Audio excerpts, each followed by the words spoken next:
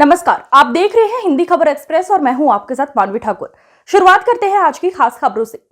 खबर यूपी के बलिया से है, जहां बलिया जिलाधिकारी कार्यालय पर चुनाव से संबंधित सामग्री का वितरण प्रारंभ हो गया है, जहां से चुनाव सामग्री वितरण किया जा रहा है। पीठासीन अधिकारी की लंबी कतारें लगी है। कल 1 जून को 7वें चरण का मतदान होना है, जिसमें उत्तर प्रदेश की 13 सीट पर मतदान होगा, जहां बलिया लोकसभा में कुल मतदाता की संख्या 19,12,864 है। वहीं महिला मतदाताओं की संख्या 10,26,474 है। वहीं पुरुषों की 8,86,316 है। कुल बूथों की संख्या लगभग 2606 है और कुल 25 जोन में बांटा गया है। इसकी तैयारी होने लगी है। पीठासीन अधिकारी अपने साथ चुनाव सामग्री लेकर बूथ स्थल जाने को तैयार है। जिलाधिकारी ने बताया कि बलिया में कुल 2606 पोलिंग बूथ बनाए गए हैं। हर पोलिंग बूथ पर 4 की संख्या पर कर्मचारी लगाए गए हैं। 182 सेक्टर मजिस्ट्रेट हैं। इसके अतिरिक्त 10% अतिरिक्त कर्मचारी भी रखे गए हैं। आज किस तरह की तैयारियां चल रही है और कितने पोलिंग बूथ बनाए गए हैं और कितने आज कर्मचारी लगाए गए हैं? लोकसभा सामान्य निर्वाचन 2024 के अंतर्गत 1 जून को जनपद बलिया में मतदान होना है और कल के मतदान के दृष्टिगत आज पार्टी रवाना हो रही है। जनपद बलिया में 2 स्थानों से पार्टी रवाना हो रही है। कलेक्ट्रेट परिसर से बलिया, फेफना और रसड़ा की पार्टी रवाना हो रही है और मंडी स्थल से बांसडी, सिकंदरपुर, बेलथरा रोड और बैरिया की पार्टी रवाना हो रही है। सभी प्रकार की व्यवस्थाएं पूर्ण कर ली गई हैं और हमें उम्मीद है कि दोपहर तक पार्टी हमारी रवाना हो जाएगी और इसके पश्चात अन्य जो तैयारियां हम पूर्ण करके कल मतदान कराने के लिए पूरी तरीके से तैयार। कितने पोलिंग बूथ बनाए गए? जनपद में 2606 पोलिंग बूथ है और उन सभी के लिए हमने मतदान पार्टियां निर्धारित कर दी हैं। इसके अतिरिक्त 10% रिजर्व भी रखा है कि इन केस इमरजेंसी में कोई बदलने की आवश्यकता पड़ती है तो उससे बदला जा सकता है। कर्मचारी लगाए गए? हर पोलिंग पार्टी में 4 कर्मचारी लगाए गए हैं। रिजर्व में भी उसी तरीके से व्यवस्था की गई है और इसके अतिरिक्त 182 सेक्टर मजिस्ट्रेट और 25 जोनल मजिस्ट्रेट भी लगे हैं और ये लोग आपस में सामंजस्य करके सभी व्यवस्थाएं पूर्ण कराते हुए मतदान सकुशल संपन्न कराएंगे। सुरक्षा की दृष्टि से देखिए, जो मानक है, माननीय आयोग के कुछ मानक भी हैं और सभी बूथों पर पर्याप्त मात्रा में पुलिस बल लगा हुआ है।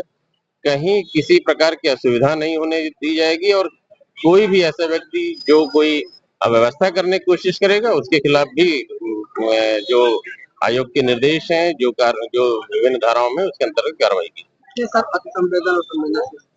ये कोई अब नहीं। राजधानी में डकैती की योजना बना रहे 3 बदमाशों की गुरुवार देर रात लखनऊ पुलिस ने मुठभेड़ हो गई। इसमें राकेश नाम के बदमाश को पुलिस ने गिरफ्तार कर लिया है, जबकि 2 बदमाश भागने में कामयाब हो गए। पुलिस ने बदमाश की गिरफ्तारी के बाद राहत की सांस ली है। राकेश के खिलाफ 10 से अधिक मुकदमे दर्ज हैं। डीसीपी पूर्वी प्रबल प्रताप सिंह ने बताया कि गुरुवार देर रात लखनऊ पुलिस को सूचना मिली थी कि कुछ बदमाश डकैती की योजना बना रहे हैं। पेट्रोलिंग कर रही पुलिस ने जब चिन्हट इलाके के देवा रोड पर खड़े 2 लोगों से पूछताछ करनी चाहिए तो बदमाश बाइक लेकर भागने लगे। पीछा करने पर बदमाशों ने पुलिस पर फायरिंग कर दी। जवाबी कार्रवाई में एक बदमाश के पैर में गोली लगी है, जबकि अन्य मौके से फरार हो गए हैं। डीसीपी के मुताबिक मुठभेड़ में गिरफ्तार हुए बदमाश का नाम राकेश उर्फ छोटू है। उस पर 1 दर्जन से अधिक लूट, डकैती समेत कई अन्य संगीन आपराधिक मामले दर्ज हैं, जबकि फरार हुए बदमाश के बारे में जानकारी जुटाई जा रही है। आपकी जानकारी में डालना चाहूँगा, आज 31/5 को मुखबिर के द्वारा सूचना मिली थी। अपटाउन चौकी क्षेत्र में एक स्थान पर कुछ बदमाश बैठ करके लूट की योजना बना रहे हैं। इस सूचना पर इंस्पेक्टर चिन्हट और क्राइम टीम के द्वारा बदमाशों की तलाश में मौके पर जाकर के तलाश की गई तो बदमाश वहाँ से भाग निकले। इस चीज़ में बदमाशों के द्वारा फायरिंग की गई और राष्ट्रीय कॉलेज मटियारी में आकर के इसके फील्ड में पुलिस के द्वारा मुठभेड़ हुई, जिसमें एक बदमाश के पैर में गोली लगी है और बाकी दूसरे बदमाश अंधेरे का लाभ उठा करके भाग निकले। जिसके पैर में गोली लगी है, इस बदमाश का नाम राकेश सिंह उर्फ छोटू है। यह पुराना क्रिमिनल है। इसके ऊपर 10 से ज़्यादा लूट के मुकदमे अभी चल रहे हैं और ये अभी हाल ही में जेल से छूट करके आया है। इसके कब्जे से 315 बोर का तमंचा और 3 कारतूस मिले हैं, जिसमें से 2 चले हुए कारतूस हैं। इस बदमाश के द्वारा अपने साथियों के साथ मिलकर के ये वारदात अपने मालिक, जिसके यहाँ से वो 20/5 को निकाल दिया गया था, प्रतिकार स्वरूप लूट करने के लिए लूट की योजना की बनाई गई थी। उसके यहाँ पर वारदात करके ऐसी जो उससे बातचीत करने पर पता चला है कि ये वहाँ वारदात करने के साथ साथ मर्डर भी कर सकता था। इस प्रकार का इनके द्वारा योजना बनाई गई थी। इस योजना को पुलिस ने अपनी तत्परता से सफल किया है। वर्तमान में मुलजिम को ट्रीटमेंट के लिए हॉस्पिटल भेजा गया है तथा उसका ट्रीटमेंट जारी है। शेष बदमाशों की तलाश की जाएगी। समाजवादी पार्टी के कद्दावर नेता आजम खां की मुश्किलें फिर बढ़ गई हैं। डूंगरपुर प्रकरण में एमपी एमएलए कोर्ट ने 10 साल की सजा सुना दी है। साथ ही कोर्ट ने 14 लाख रुपए जुर्माना लगाया है। इससे एक दिन पहले कोर्ट ने आजम खां के खिलाफ आरोप तय किए थे। समाजवादी पार्टी की सरकार में 2016 में डूंगरपुर बस्ती में रह रहे लोगों के मकान तोड़कर आसरा आवास कॉलोनी बनाई गई थी। 2019 में बेघर हुए 12 लोगों ने गंज थाने में अलग अलग मुकदमे दर्ज कराए थे।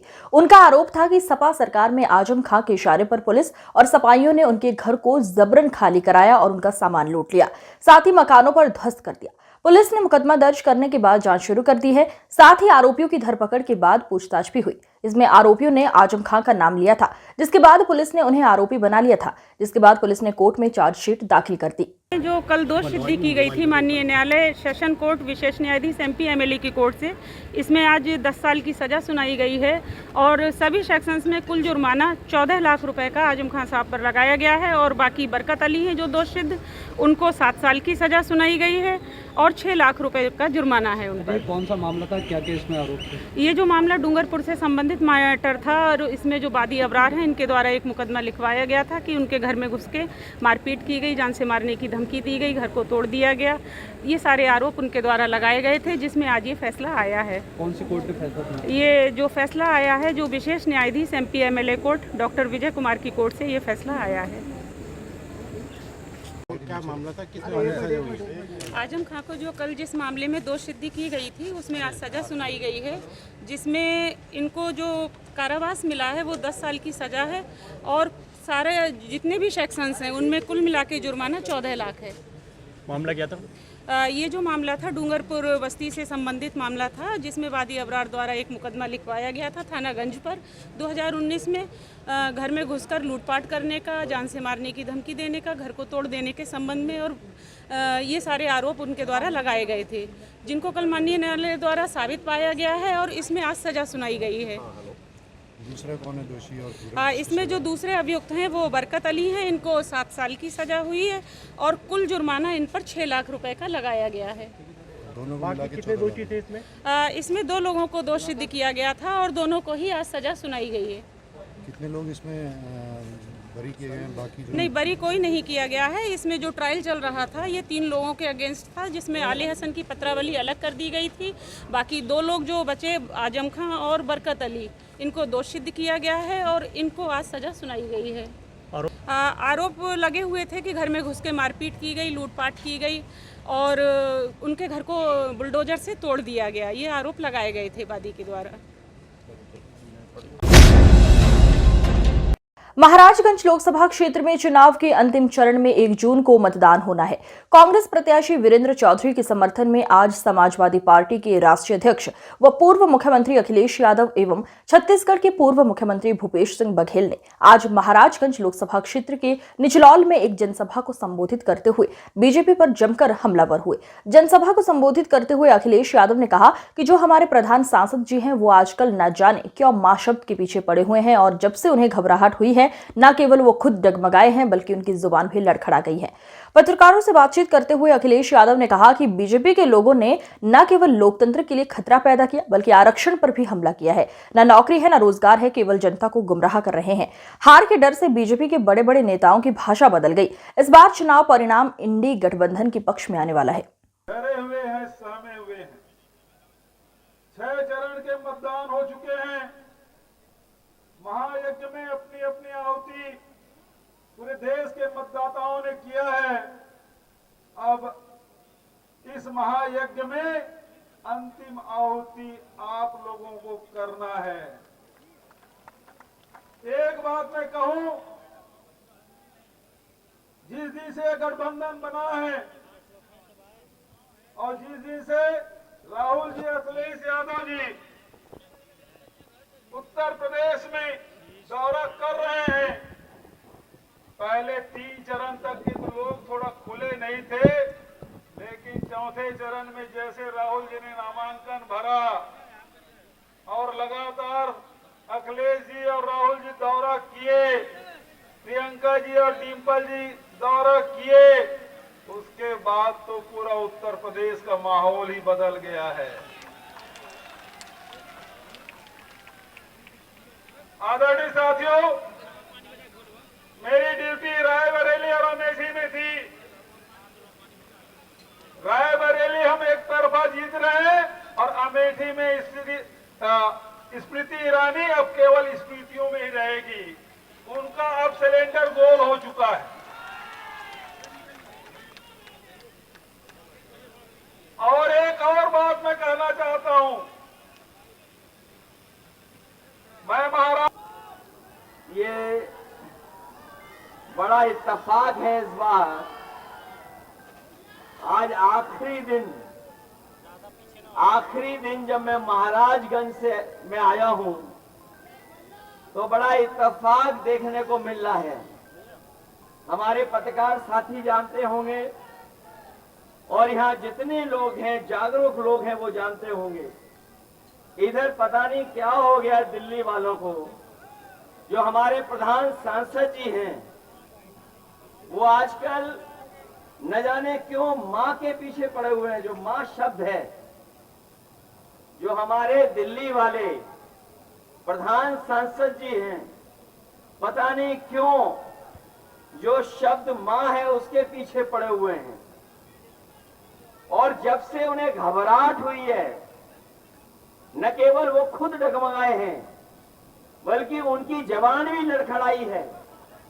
और इधर जो सुनने को मिल रहा है कि जब उनकी ऊंचाई से जो गिरावट शुरू हुई है, जो वो गिरते जा रहे हैं, न जाने कहां जाकर के गिरेंगे, और जिनका काउंटडाउन शुरू हो गया है, वो लोग क्या कहते थे इस चुनाव में? कभी मीट की बात की, कभी मच्छी की बात की, कभी मुजरे की बात की। अयोध्या जनपद के तारुण थाना क्षेत्र और महाराजगंज थाना क्षेत्र के बॉर्डर पर स्थित तमसा नदी पर बने एमी घाट पुल की है, जहां पर आज सुबह शौच के लिए गए ग्रामीणों को लगभग 35 वर्षीय अज्ञात युवक का शव पुल के नीचे पड़ा हुआ दिखाई दिया। शव मिलने की जानकारी होते ही हड़कंप मच गया। भारी मात्रा में आसपास के लोग पुल के नीचे पहुंच गए। किसी ने इसकी सूचना पुलिस को दी। सूचना पर पहुंची तारुण थाना की पुलिस ने शव की शिनाख्त कराई, लेकिन पता नहीं चल सका। वहीं मौके पर महाराजगंज थाना प्रभारी सहित क्षेत्राधिकारी बीकापुर पहुंच गए। पुलिस देर तक जांच कार्यवाही करते हुए युवक की शिनाख्त कराने में लगी रही, लेकिन पता न चलने पर शव का पंचनामा कराकर मौचरी में हाउस भेज दिया गया। बताया गया है कि एमी घाट पुल के ऊपर भी खून के धब्बे मिले हैं। मृतक युवक के सिर में बड़ा घाव भी है और मौके पर शव के पास ज्यादा खून न गिरा मिलना भी अन्यत्र हत्या किए जाने के उपरांत पुल से लाकर फेंक देने का कयास लोग लगा रहे हैं। इस संबंध में अपर पुलिस अधीक्षक अयोध्या प्रसाद सिंह ने बताया कि एक अज्ञात व्यक्ति के शव की सूचना मिलने पर थाना तारुण पुलिस द्वारा कार्यवाही की जा रही है। आज दिनांक 31/5/2024 को थाना तारुण क्षेत्र के अंतर्गत एमी घाट पुल के नीचे एक अज्ञात व्यक्ति का शव पड़ा मिला। शव को देखने से सिर पर कुछ चोट के निशान प्रतीत हो रहे हैं। मौके पर फील्ड यूनिट टीम द्वारा घटनास्थल का निरीक्षण किया गया है। शव को पोस्टमार्टम हेतु मर्चरी हाउस भेजा गया है। शव के शिनाख्त का हर संभव प्रयास किया जा रहा है। नियमानुसार विधिक कार्रवाई की जा रही है। आगे अन्य प्रगति से अवगत कराया जाएगा। आज की खबरों में बस इतना ही। देखते रहिए हिंदी खबर एक्सप्रेस। नमस्कार।